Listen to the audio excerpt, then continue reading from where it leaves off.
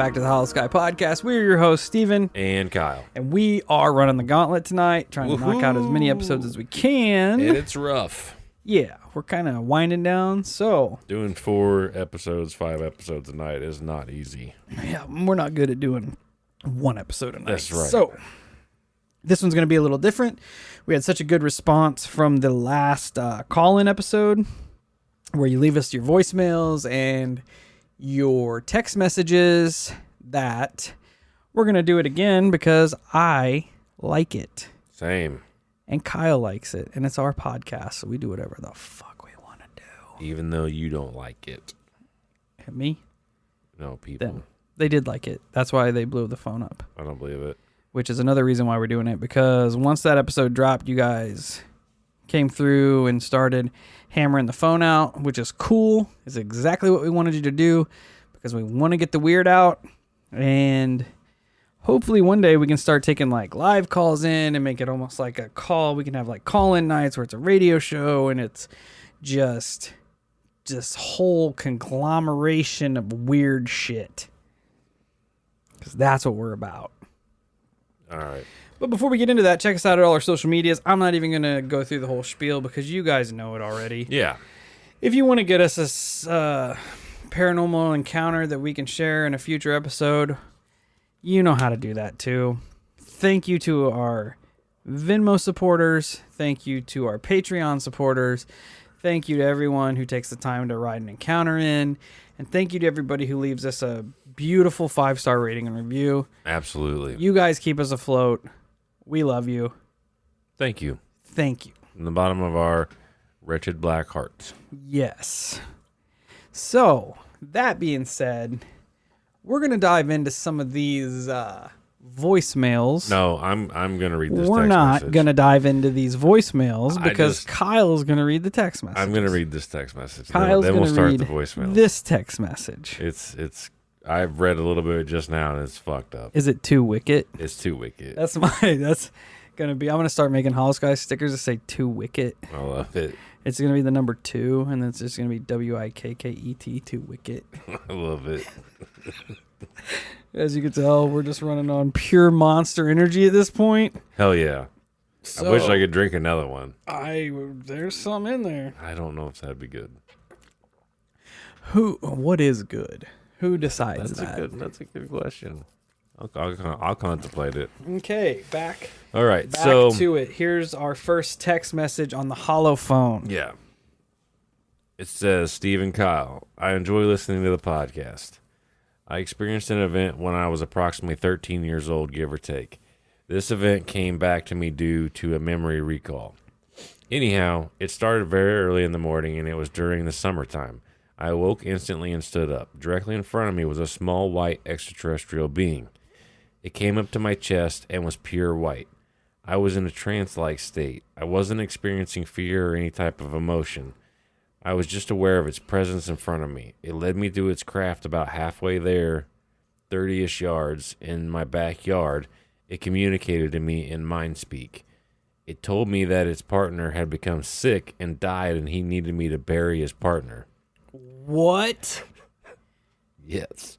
A side note was that everything was dead silent during our walk to his craft. The craft was approximately 60 yards from my house at the edge of the woods. When we reached the craft, it was a brilliant silver. Weirdly, it emitted a light that was only noticed while being close to it. Even during our walk, I did notice the craft until we were right on. I did not notice the craft until we were right on it. The craft was open. The best way to describe it is like Pac-Man. When its mouth is open, except rather than 7 to 11 o'clock, it was more like 9 to 11 o'clock, if this makes sense. I walked around to the other side of the craft and reached in to remove the dead alien. I noticed its arms were losing its white pigment. It sort of looked like the way jellyfish look when they're dead on the beach. The interior of the craft was just large enough to hold 2 beings of their size. There was no way I could have sat in that vehicle. I removed the being and started to follow the other being. About a few yards away from the craft, the craft communicated with me. Not in mind speak, but more like a deep feeling. I really can't explain the way it did, but I knew it was the craft. It communicated to me that it was sick as well. Anyhow, that's all I can recall. I don't want to embellish this experience in any way. Just lay it out the way it came back to me. I absolutely know in my heart this was not a dream. I've had many dreams about UFOs and know how to distinguish between reality and dream state. In 2016, my wife and I were returning from Costa Rica. I had a window seat and she was in the middle seat, and we were seated at the wings and were above the clouds, and incredibly, the same type of craft passed so close to the wingtip. Had I been sitting on the end of the wing, I could have touched it. Both of us saw it, and had one of us blinked, we would have missed the flyby. The first event took place in Pottawattamie County, Virginia. Thank you, Eric. Bro. What? He's burying aliens, yo.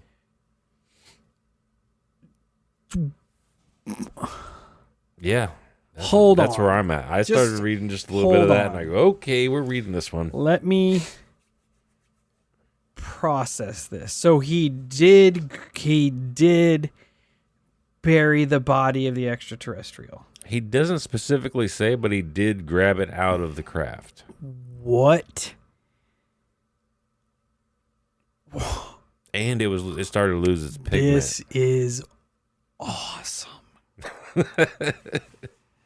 It's okay, Eric. fucked. I need you to remember. Well, first thing I need you to do is text us back. And then let us know if you buried the alien, and then come back around and let us know where it's at. Yeah, we'll go find it. That way I can go and make sure that it's there. It might get a little awkward because it's going to be in somebody's backyard. I do not care. I will dress up as an Ameren employee, and I'll be like, I'm looking for gas lines out here. We're just digging, We're looking. checking. This is absolutely awesome. Yeah. Yeah. This is why I started this podcast. This is what I needed to hear tonight. I don't even know. Like I was in it. I don't know that I've ever heard of small white beings like this. It could be a gray. Yeah. Essentially is only 3 to 4 feet tall. For sure. You know? Which if they're sick and losing pigment anyway. That's true. I didn't think about that. And like the Hopkinsville goblins, they were small, kind of silverish. Yeah, but they ain't flying UFOs. No, maybe they are underground. That's true. But bro, that was a good one. This is awesome. I'm just let me take a second here and just kind of. Your brain has gone off the rails. It did. It fractured. Like I was in it when he said it was standing there right in front of me. And then when it started communicating that it needed help. And when he said it needed me to bury its counterpart, I'm like, what? Hold up. What? Dude, I don't even know. I don't even know what to say. And the fact that the ship was communicating with him, that it was also not in good shape, almost like the ship was a biological creature in its own right. That's not the first time I've heard that theory, that the ships are living creatures. Yeah. Or a biological entity, anyways. Dude, you have to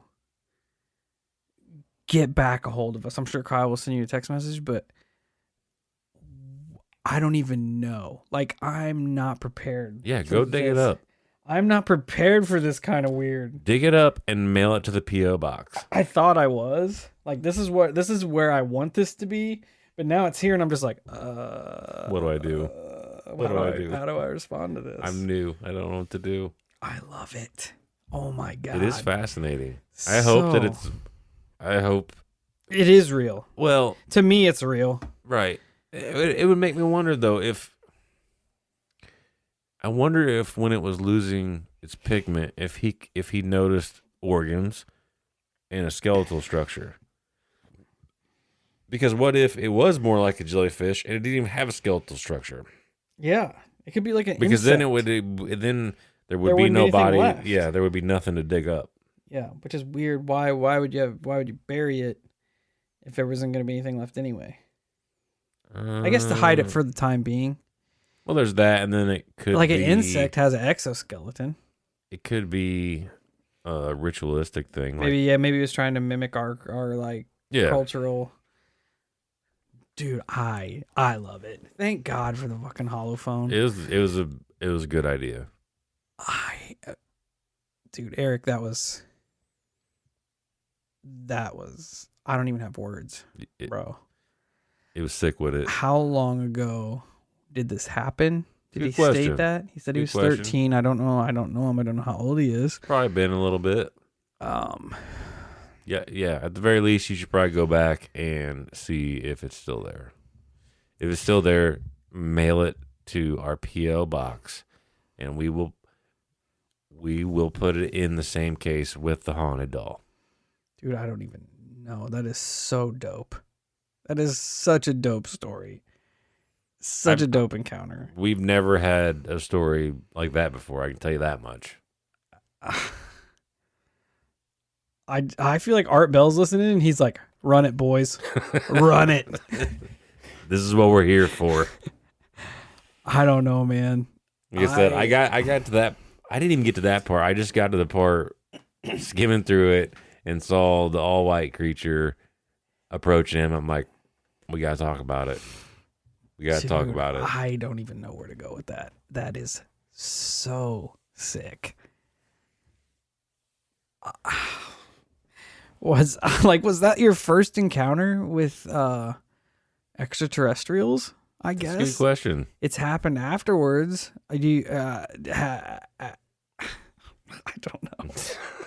Your brain's done. It's fried. It is. All The very first story has just cracked my brain in half. I fucking love it. I know. God. And we have 11 voicemails. Starting this podcast was the best idea you've ever had. Thanks. Because I need more of that. Yeah. Oh, God. And we need GPS coordinates. To the location of the burial. Yeah. We need... Dude, that is so awesome. It is mind-numbing to think. So awesome. And if it's little and fragile, it's not going to be able to hold a shovel. No, he had to have help. Yeah. I mean, he just traveled Kind of a little out of billion the way. light Well, years. maybe he was in the neighborhood. Could have been. Maybe he crashed the ship, which is why the ship was fucked up, which is why his homie died.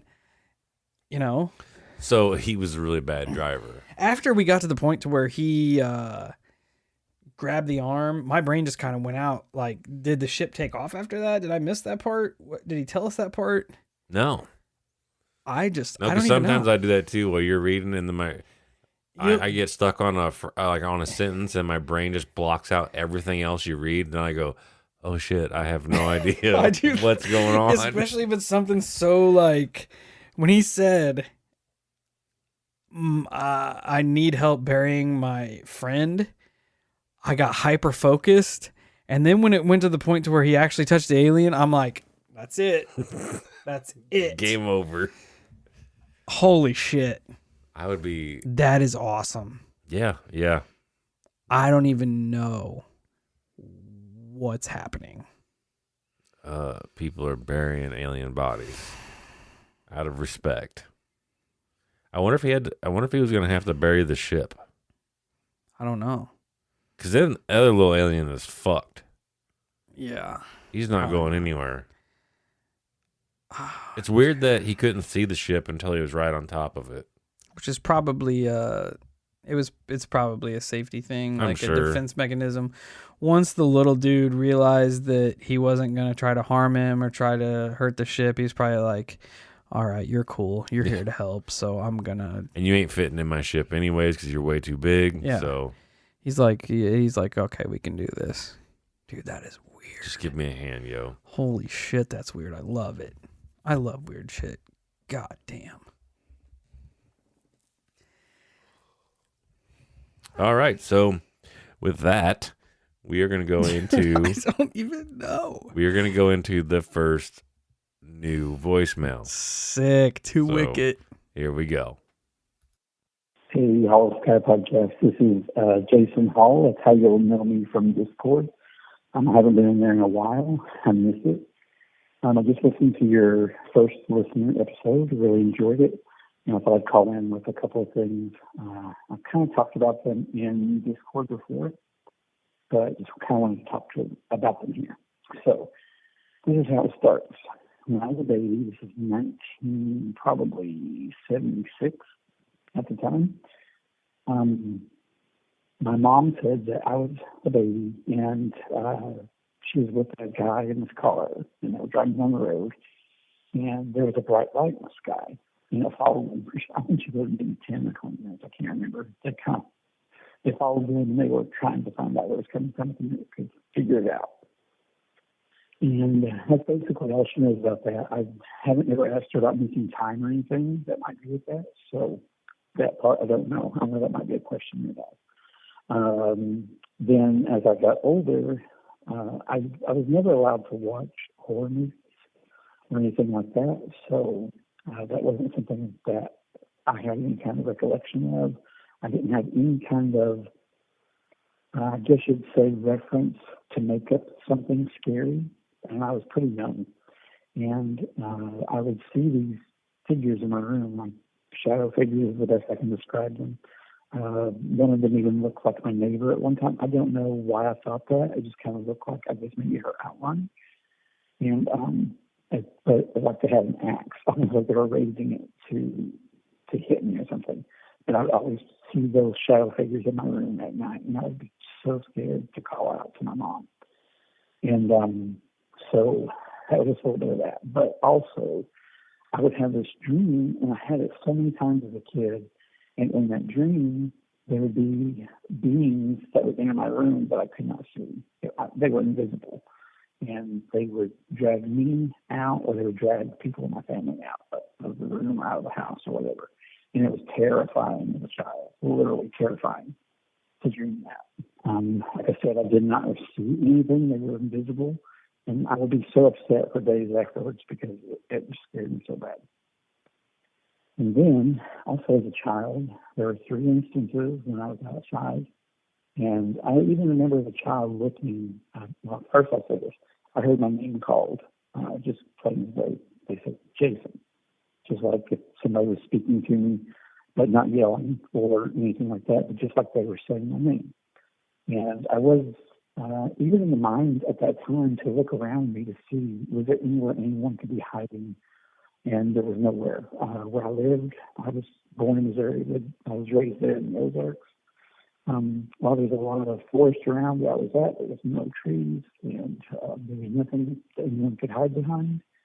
And so I heard that 3 different times.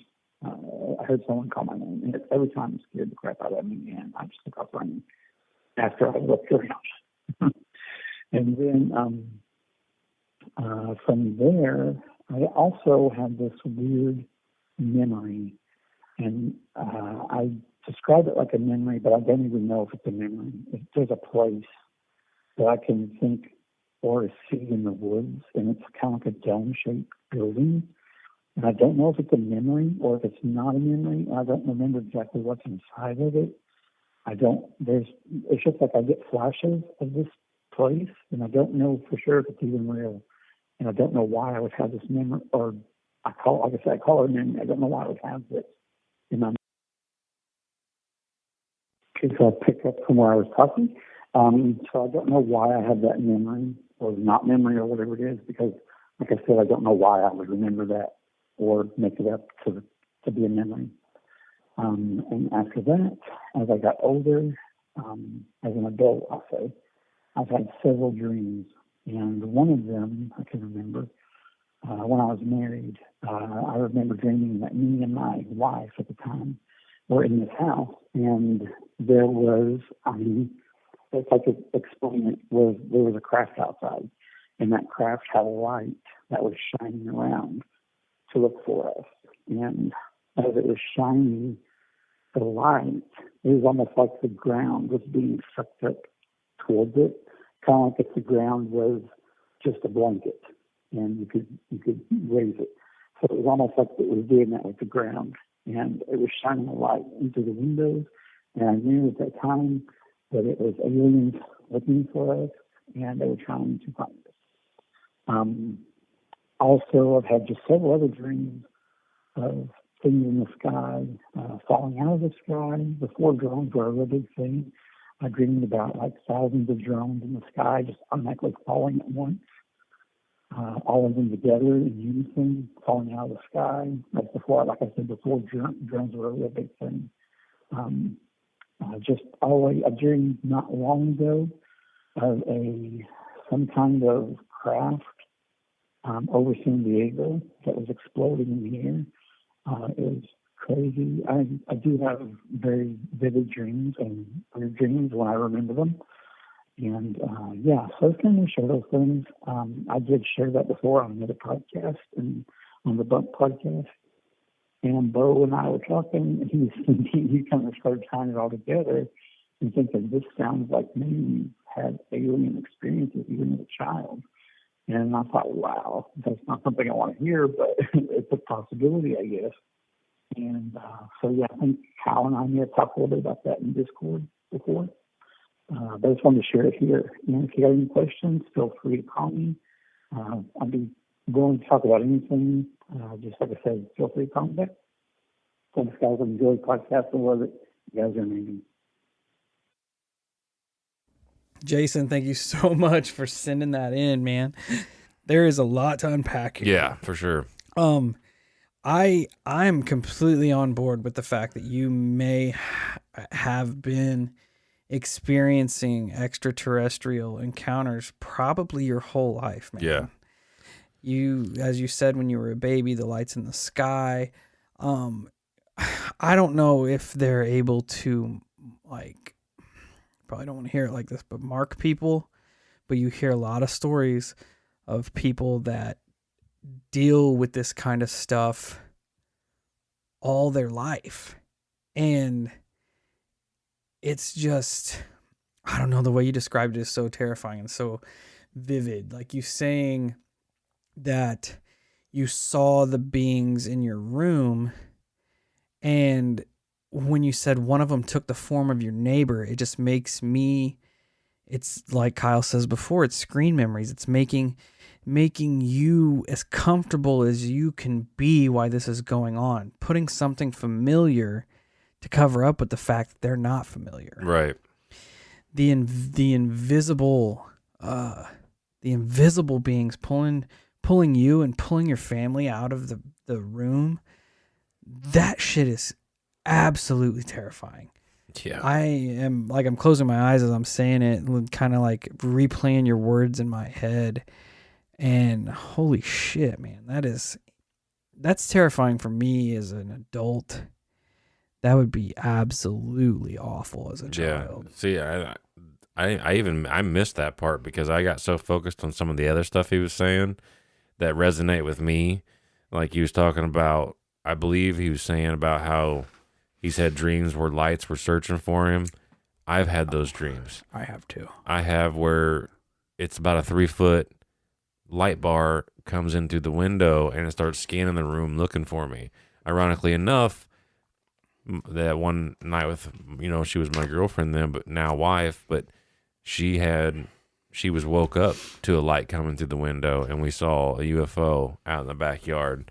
I also have many occasions of, mostly for me, it's right around when I'm in that in-between state of falling asleep, and I've talked about it several times, I hear a woman saying my name, clear as day. Like it'll wake me, boom, instant up, I'm ready to go. What the hell's going on? There was one more. Oh, you were just talking about dreams in general, and I had this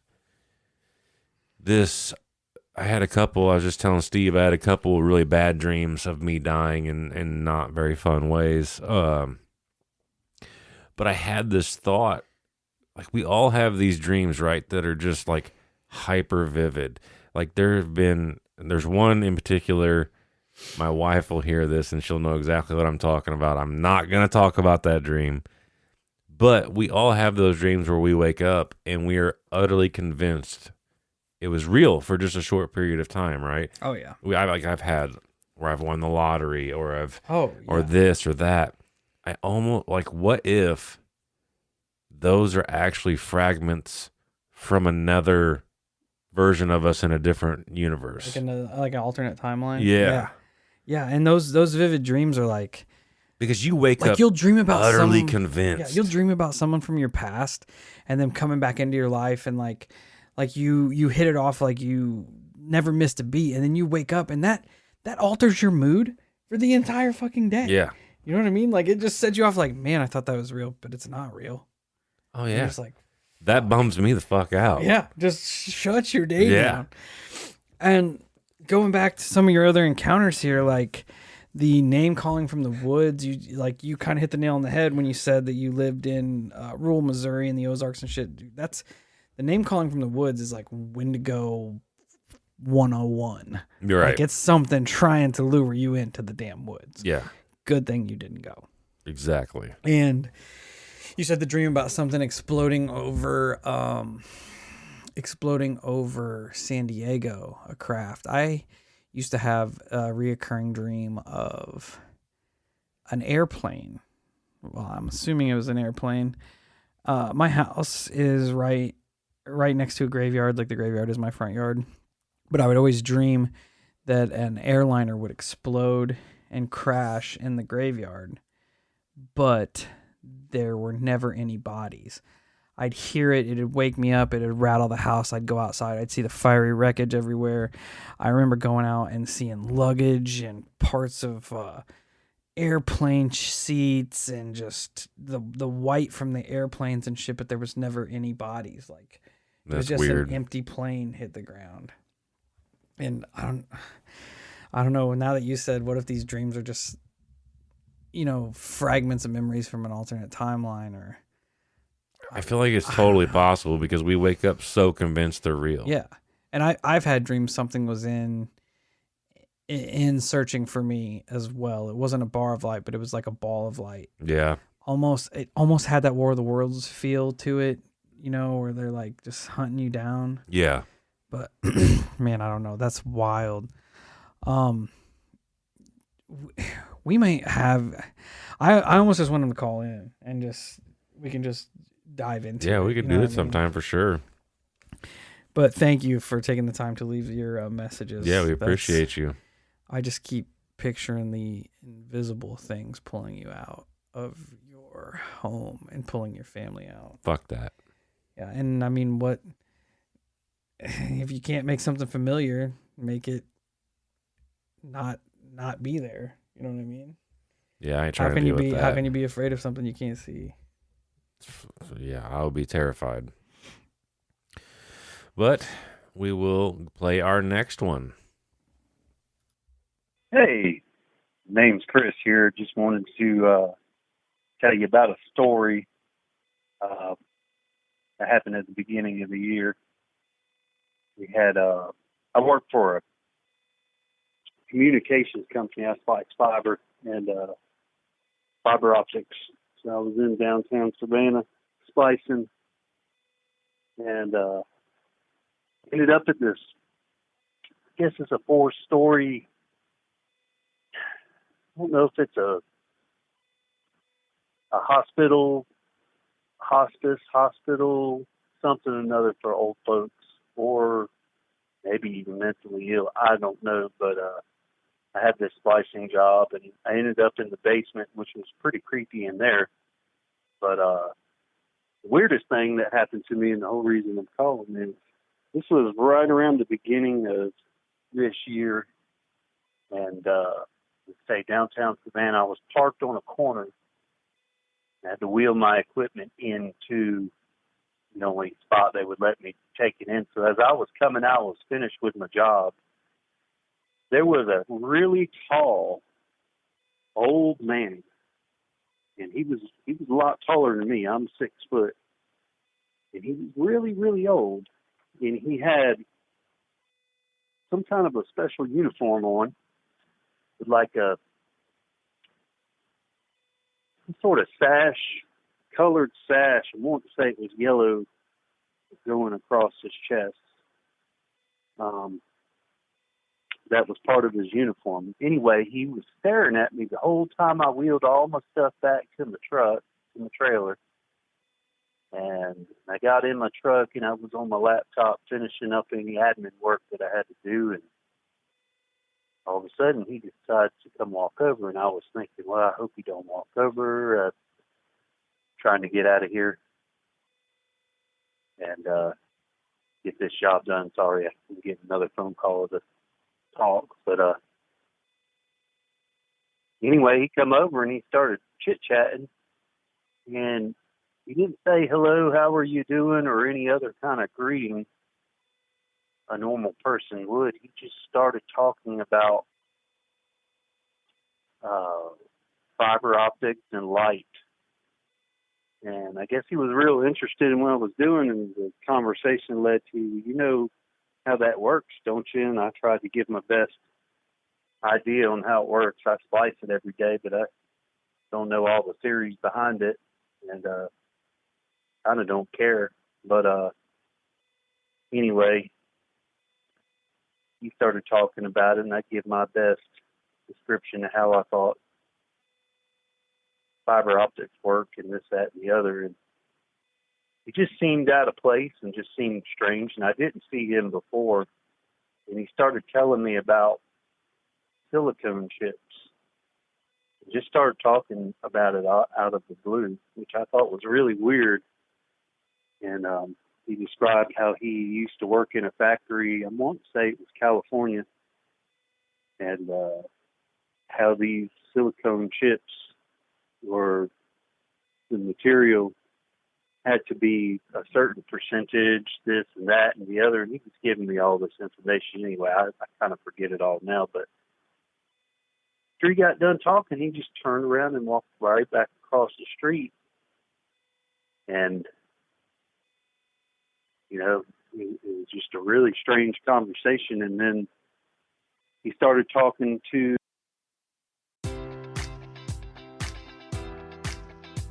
Enjoy all your favorite sports like never before at BetMGM. Sign up using code Hawkeye and receive up to $1,500 back in bonus bets if you don't win your first bet. When you register with BetMGM, you'll get instant access to a variety of parlay selection features, live betting options, and the best daily promotions in the business. And with BetMGM at your fingertips, every play and every game matters more than ever. Remember to use code Hawkeye and receive up to $1,500 back in bonus bets if you don't win your first bet. Place your money line, prop, or parlay bets with the king of sportsbooks today. BetMGM and GameSense remind you to play responsibly. BetMGM.com for terms. 21 plus only. Iowa only. New customer offer. Subject to eligibility requirements. Rewards are non-withdrawable bonus bets that expire in 7 days. Please gamble responsibly. Gambling problem? Call 1-800-BETS-OFF. So I didn't get to finish. This is Chris from the last phone call. But, yeah, so he went and started talking to another person who seemed to recognize him. Man, I tell you, this fella seemed out of place, and his mannerisms and just seemed so strange that it had a lasting impact on me. It wasn't long after that I was hearing reports, you know, news feeds and whatnot about chip shortages and this, that, and the other. And there was so I don't know if it was something drawing attention to silicone chips and the shortages and or what it was, or if this fellow was even, you know, a real person. It had me thinking that. And anyway, I like a good story, and I just thought that was, I don't even know if it's worthy, but I just thought I'd call in and let you know about it, see what you think. Maybe I'll hear you on air. Love y'all show. Keep it up. Later. Well, first off, thanks for calling in. Secondly, everything's worthy on this little podunk show of ours. We're all in it together, dog. Yeah. So right out of the gate, well, initially, I'll be honest, I was going like Ghost. that's kind of what I thought at first, like, or maybe like a Grim Reaper style situation. Yeah, him being exceptionally tall. I don't know, but the weird uniform and him being at like the old folks home made me think. The first thing it made me think of like a spirit. Yeah, spirit or death or whatever. But then the more you got to talking, and he started like it was kind of bizarre that you're like, please don't walk over here, please don't walk over here, please. And then he walks over there. He's like, you're in it, bud. Yeah. And then he just starts rambling on, giving you full statistics on what you're doing. And, I got to give you an attaboy. How you were like, yeah, I don't give a shit. This is my job. I don't care how it works. I was like, my man. But anyways, so he's giving you all these analytics and just breaking down your career for you. And then he starts going into silicone chips, almost like somebody that would be trying to draw information out of you in a way. Oh yeah, I didn't think about that. Right? And then my brain went the same place yours did. Like, is this person even human? Because my brain started going Android right out of the gate. I was like, this motherfucker is talking to a robot, and he's about to tell us he talked to a robot. Yeah. I know that you didn't figure it out, but I was hoping that was at the end of the story that you were going to go, this motherfucker wasn't human. And the fact, he almost, called the microchip shortage. Yeah. Is weird. He didn't come out and say, hey, there's going to be a shortage of silicone chips, but the fact that he brought it up is, dude, I don't know. It's so weird. You should have asked him what he did for a living prior. What he did for a living. I don't know, man. And I'm guessing. And you made it sound like he was old as dirt, too. Yeah, the weird thing is that he started talking to the another person that seemed to recognize him, I guess. But that could just come across as being friendly, Yeah. Especially if it was like a nursing home or something, you're going to be acutely more interactive, I think. Yeah. With the elderly. Well, to play to the other side of that conversation, it's also not out of the norm. So, if the dude was also in your field, the old man's in your field, and he's old, it's not out of the norm that he wouldn't come talk to you if he's in the same field. That's a lot of older guys like to do that. They like to just reminisce and relate. Yeah. So that is a possibility, but it is really strange, especially for me. The description of him, I just picture a Robert Wadlow looking motherfucker. And I'm curious about the uniform with the sash and stuff. That's. And then you said his mannerisms were off, which we always notice people who aren't from the area because, like you said, your mannerisms are 100% different than normal people around the area. Yeah. So people are intuitive to that kind of thing. For sure. Shit stands out. For sure. But I'm going with Android. I want him. That's where I want it to be. I want him to be a robot. Too. Yes. A robot that can predict the future. So, dude, you were talking to a robot. Solved it. That's fucked. The Holophone has solved it again. I just want to say that this is so awesome. I love. I'm sitting here listening to this, and I'm like, this is what I wanted. This is what I want the podcast to be. I want to hear everybody's crazy, scary, just out of this world encounter. Because I feel like everybody has one. Oh yeah, everybody. There's 350 million people in America. And I love this particular one because he's like, I'm not even sure if it fits with it does. If you, But I just want you to know that I found this really fucking weird. yeah, if that, and that's the only criteria we need. Yeah. If it sticks out to you, like, man, this isn't normal. Well, guess what? Yeah. It fits. Because, and then on top of that, it may not, like, this may not even resonate with us a whole lot, but we talk about it, and maybe somebody else who's listening is like, oh shit, I live in this state. I seen the same motherfucker. Yeah, yeah. I Like, live the next story, to that building. The story could evolve. Yeah, I live next to that building. It is legit. Right. The story could 100% evolve. I love it. Yeah. And I'm excited to do Holo Radio, which is going to be great when we just stream it on YouTube and just do a radio show live. It's going to be called That's going to be awesome. Holosky Radio 2 Wicket. I love it. I love it. All right. We're going to go into the next one. Let's roll. Hi, yes, my name is Julie Bensel. You guys had used my voicemail on the Holosky or Holophone voicemails that you guys just did, which was so sweet. Thank you. And it's all about helping each other. I heard it and thought, this guy sounds afraid. So anyway, if you guys want to know more about mediumship, and I'm also an empath, and it kind of runs in our family as well, being a medium, feel free to give me a call back. Julia, thanks again for chiming back in and touching base with us again. And I just want to say thanks again from the initial Holophone episode for your thoughts and you reaching out and just helping other listeners. Like that's what it's all about. Yeah.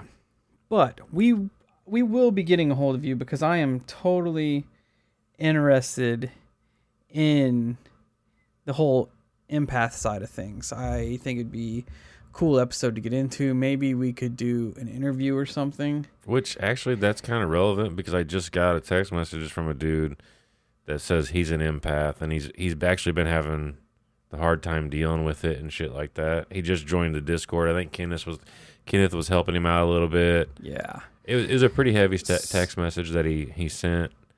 So it actually could be relevant for him and actually help him. Because he thinks his daughter is an empath too. Oh, yeah, I do remember reading that. Yeah. Yes.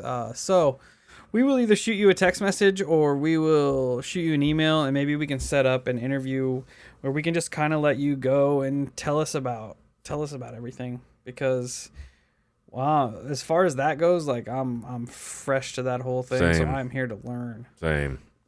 So we appreciate you. Yep. Thank you. Hey, my name's Jonah. I'm a daily listener to your guys' podcast, and I have a lot of paranormal experiences in my life ever since I was a child, and still going on today. And my mother was my stepmother was kind of like, did a lot of black magic, stuff like that, and we used to do seances and stuff like that, so it kind of opened a lot of things in my life.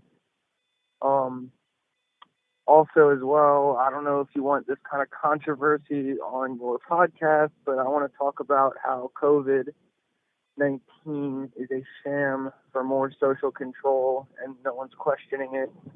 The fact that a doctor gets thousands of dollars every time he rates COVID on a slip for the reason why they're visiting.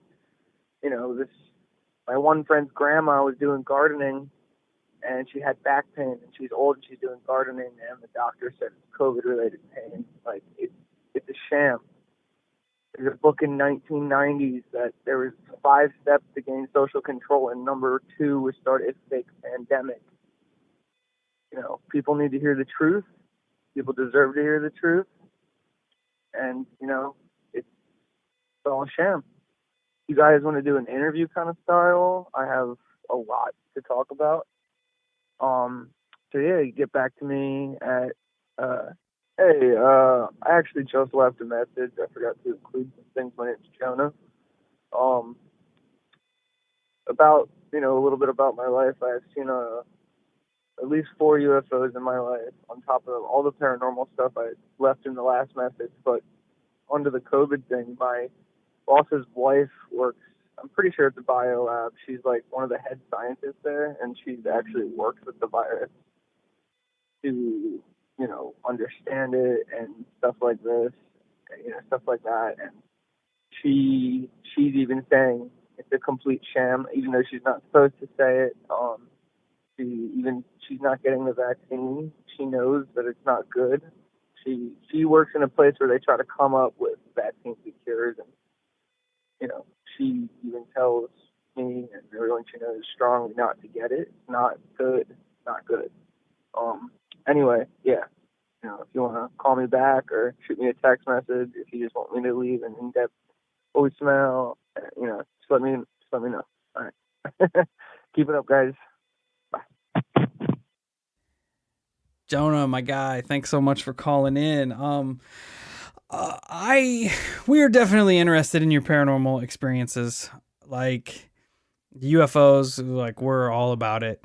As far as the whole COVID controversy and COVID issue goes, however you want to see it, when this first popped off, we did an episode or two on it, and then as it has evolved over time, it has become such a hot button issue.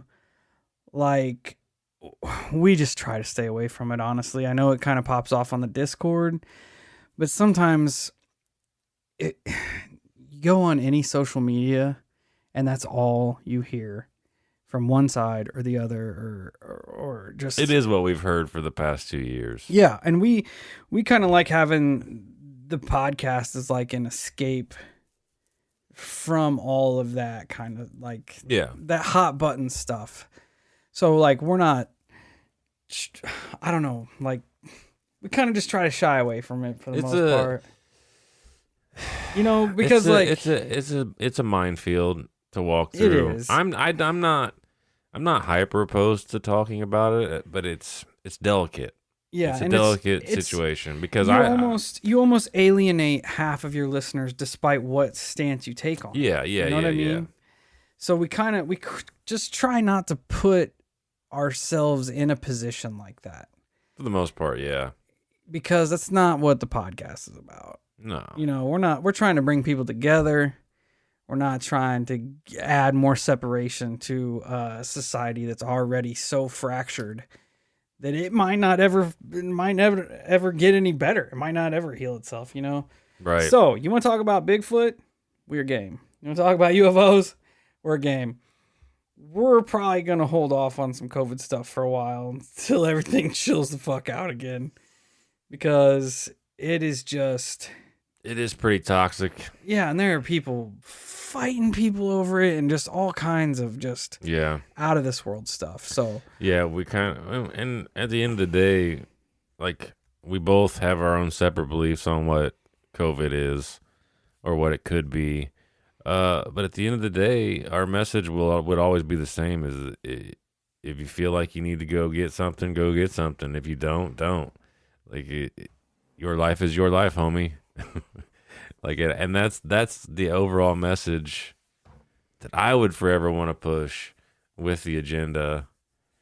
And conspiracies in general can be harder to talk about because, and right now, anyways, because there's, like Steve said, there's such a big divide. Yeah, you're in the country, because a lot of people, you're setting yourself up to alienate half of your listeners. Yeah, because like there's times where me and Steve are talking, and like even between us, off air, and Steve knows me, like sometimes he misperceives that I'm leaning toward one side or the other, and that's never the case with me because I feel like both sides are the same in this coin. I don't trust anything with .gov.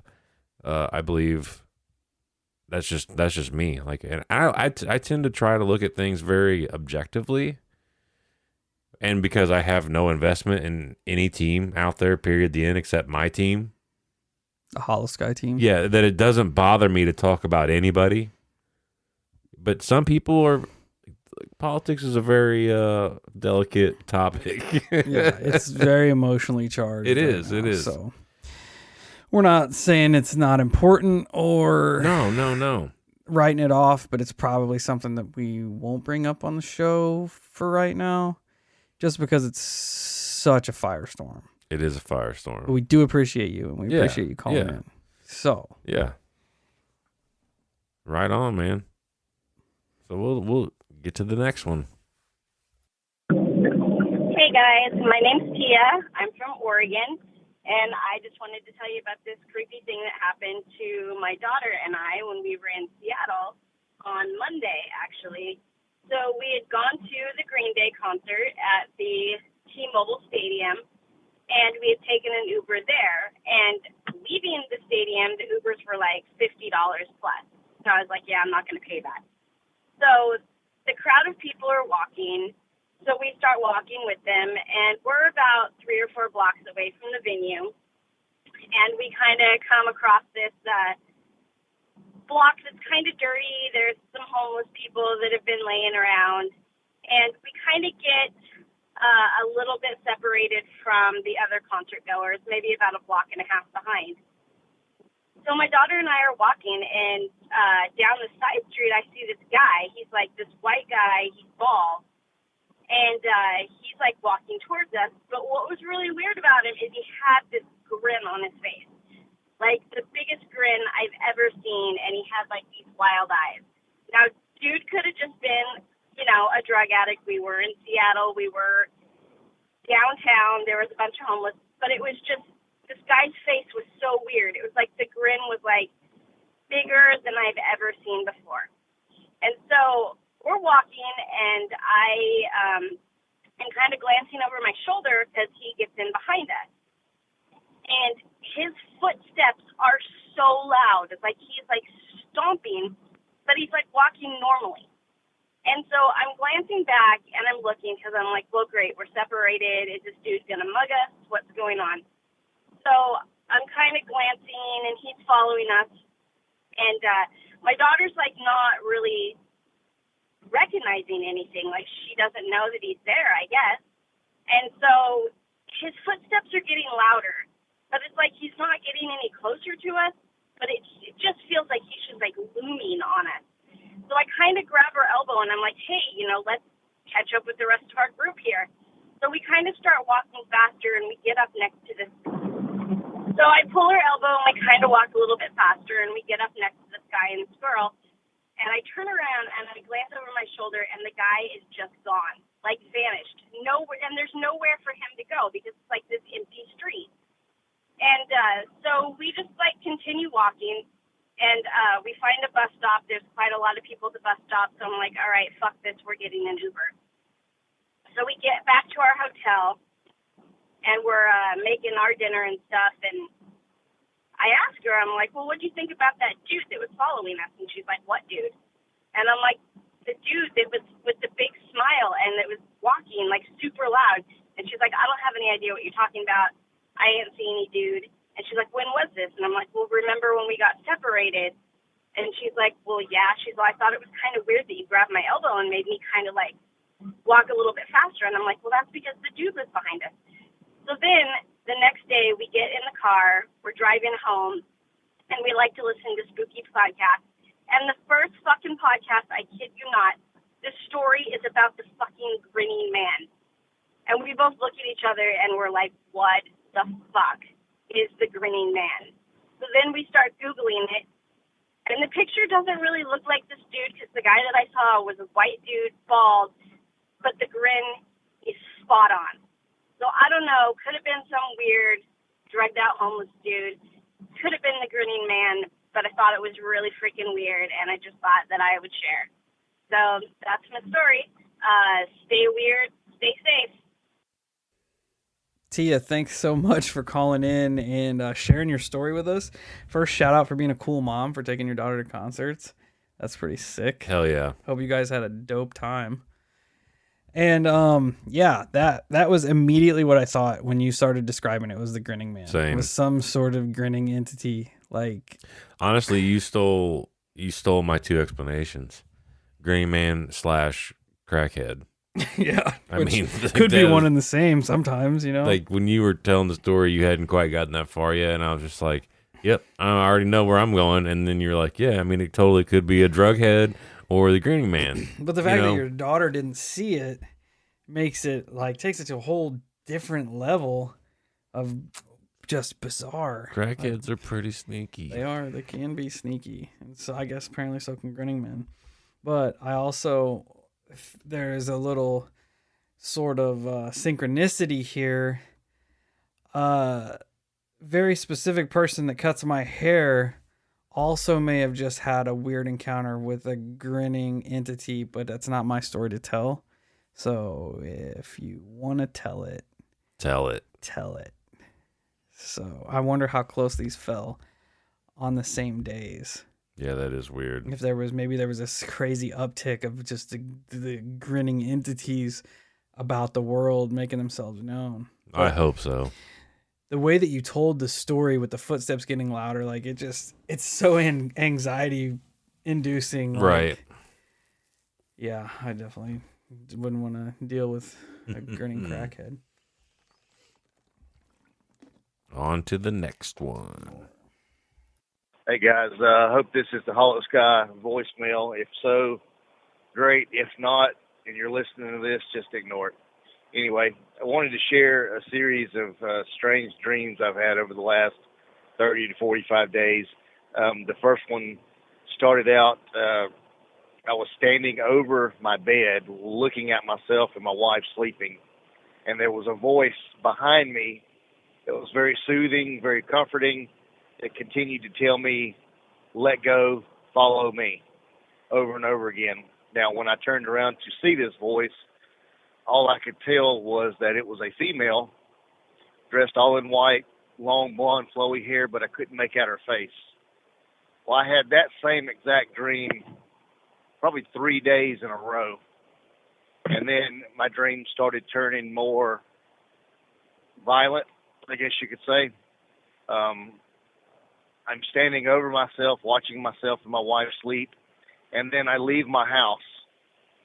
And I don't know what I'm doing, but I get this overwhelming feeling that I'm causing some kind of death, destruction, mayhem, bodily harm to someone.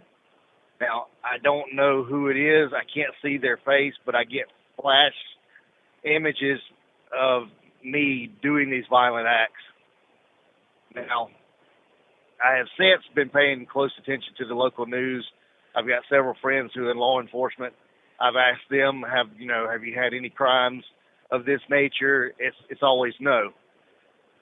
But I wake up the next morning from these dreams, especially the violent ones, and I'm super tired. I'm sore. It's like I just did like a 2-a-day at the gym. And in the last couple of days, I've had the recurring dream from the very beginning of the overwhelming, calming voice telling me to come with her as I'm watching myself and my wife sleep. And so that's it. Maybe one of you guys can give me a little insight what I'm looking at. I haven't told anybody. Kind of freaks me out a little bit. I'm a spiritual person. I'm not necessarily a religious person. So I've kind of divulged back to the Bible and tried to look up different scriptures. And to be honest, that just completely loses me. So maybe you've got an answer. Anyway, have a great day, guys. Love the podcast. Keep it up. Oh, man. I don't know if you left your name because I was kind of engrossed in your dreams here. Same. I do not know what could possibly be causing these. I know, like, lately people have been having more and more stress-inducing, anxiety-inducing dreams. I don't know if it comes with the state of the world. It all started at the drop of the pandemic. Yeah, what society's been doing. I think everybody's just so stressed at everyday life that it's kind of starting to manifest itself into our rest and our dream states. That first part gave me goosebumps, dog. Like, I didn't like it. You're talking about the woman where she's just like, let go and come with me. Nope. Like, no, sir. No matter where you're looking at, that's not a good thing. Like, I don't know, man. And even if it was an angel, it still means that you died. Waking up so exhausted after having these dreams of causing whatever physical harm you're causing to whoever is just, it's almost, man, I don't even know. it makes me think back to what if there's like, what if it's a lucid dream? You know, what if you're traveling, you're actually in, like, this is actually happening in the dream world. You know what I mean? Yeah, I mean, like my first reaction when he said he was watching, I'm like, oh, this is like astral projection. Like he's venturing outside his body. Yeah.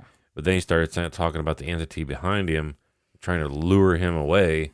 And I'm like, oh, golly, this might have a lot more serious implications than I thought. And because and then the fact that you ignore her or whatever, and then you say they start getting violent.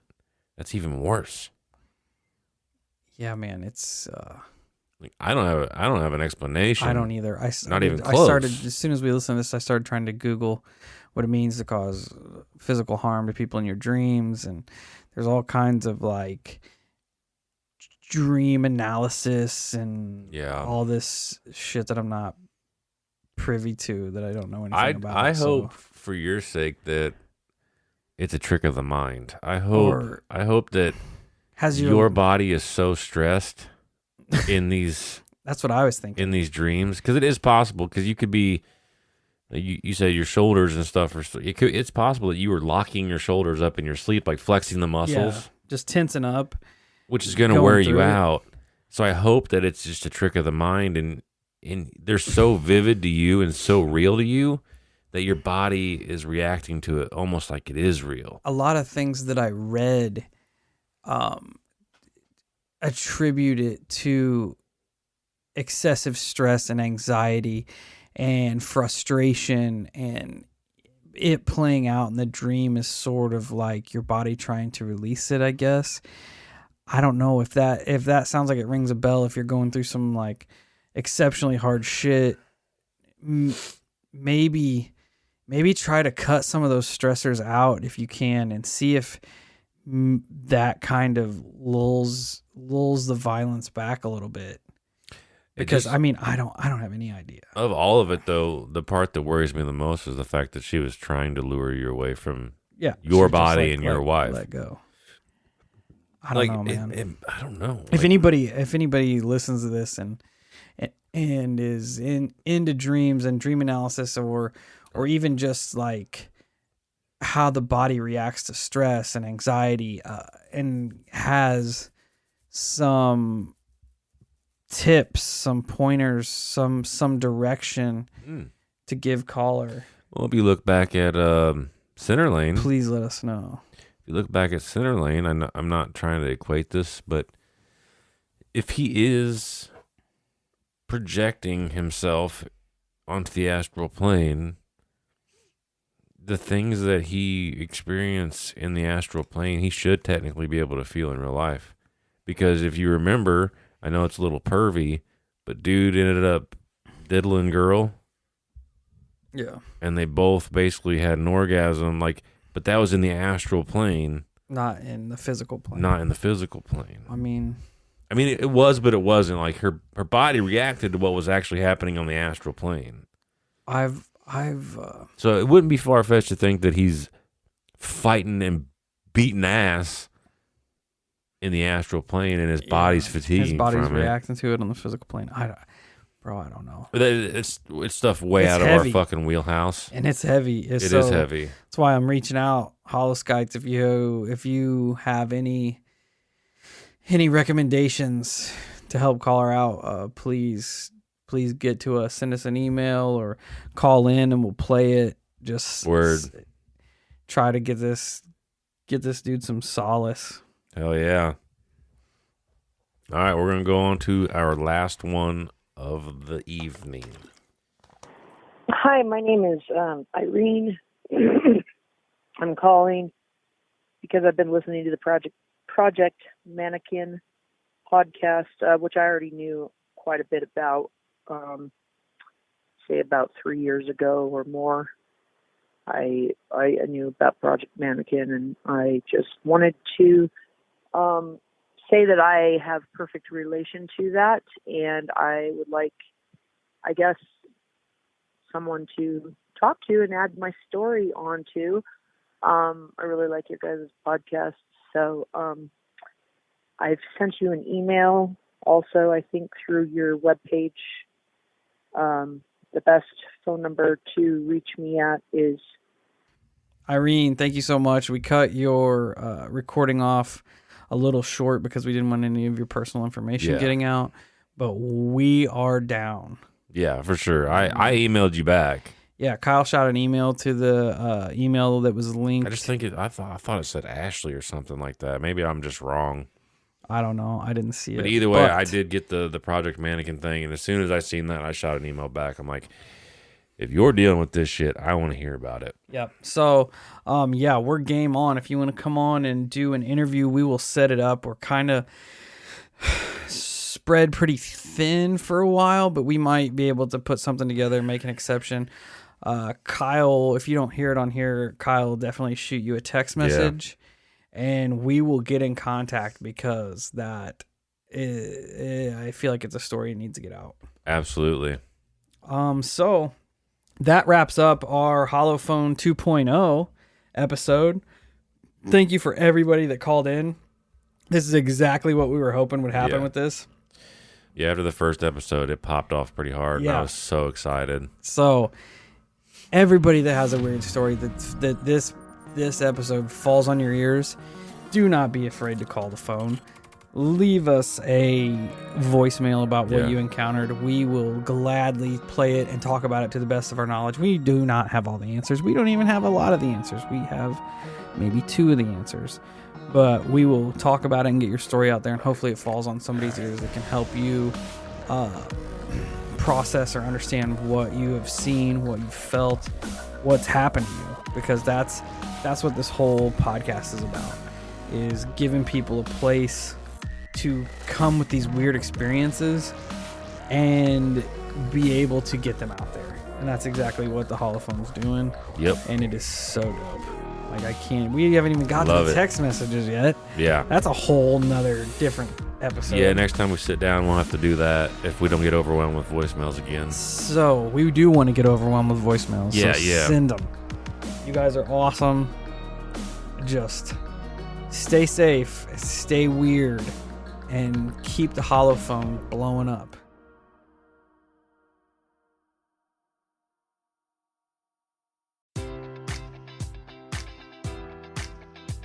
Enjoy all your favorite sports like never before at BetMGM. Sign up using code Hawkeye and receive up to $1,500 back in bonus bets if you don't win your first bet. When you register with BetMGM, you'll get instant access to a variety of parlay selection features, live betting options, and the best daily promotions in the business. And with BetMGM at your fingertips, every play and every game matters more than ever. Remember to use code Hawkeye and receive up to $1,500 back in bonus bets if you don't win your first bet. Place your money line, prop, or parlay bets with the king of sportsbooks today. BetMGM and GameSense remind you to play responsibly. BetMGM.com for terms. 21 plus only. Iowa only. New customer offer. Subject to eligibility requirements. Rewards are non-withdrawable bonus bets that expire in 7 days. Please gamble responsibly. Gambling problem? Call 1-800-BETS-OFF.